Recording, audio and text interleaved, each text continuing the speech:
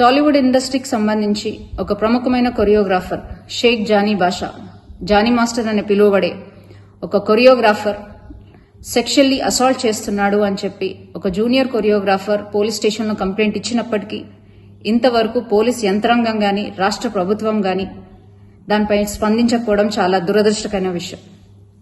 అమ్మాయి తన complaint కాపీలో clear గా మెన్షన్ చేసినప్పటికీ గత 5 సంవత్సరాల నుంచి, అంటే ఆ అమ్మాయి మైనర్ గా ఉన్నప్పటి నుంచి అతను వేధిస్తున్నాడు, సెక్షువల్ ఫేవర్స్ అడుగుతున్నాడు,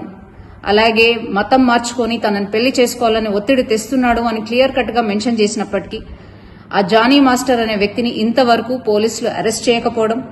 అతను నెల్లూరులో ఉన్నాడు అని తెలిసి కూడా అతన్ని అరెస్ట్ చేయకపోవడం, అలాగే రాష్ట్ర ప్రభుత్వం దీనిపై స్పందించకపోవడం చాలా దురదృష్టకరమైన విషయం. ఇది క్లియర్ కట్ గా లవ్ జిహాద్ కేసు. ముస్లిం అబ్బాయిలు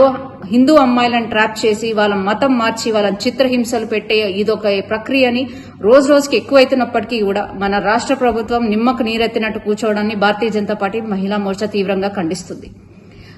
రోజు రోజుకి రాష్ట్రంలో అత్యాచారాలు అన్యాయాలు పెరుగుతున్నప్పటికీ మన సీఎం రేవంత్ రెడ్డి గారు, కేర్ ఆఫ్ హోమ్ మినిస్టర్ గారు నిర్లక్ష్య వైఖరిని మేము తీవ్రంగా ఖండిస్తున్నాం. ఇది వెంటనే లవ్ జిహాద్ గా కేసుగా తీసుకోవాలని, అలాగే ఆ అమ్మాయికి వెంటనే న్యాయం జరగాలని, న్యాయం జరిగే విధంగా భారతీయ జనతా పార్టీ మహిళా మోర్చా తనకు అండగా ఉండి ఆమెకి న్యాయం చేసే విధంగా పోరాడతామని, దీన్ని ఎటువంటి పక్షపాతం వహించకుండా ఈ కేసు సాల్వ్ చేయాలని విజ్ఞప్తి చేస్తూ జై శ్రీరామ్.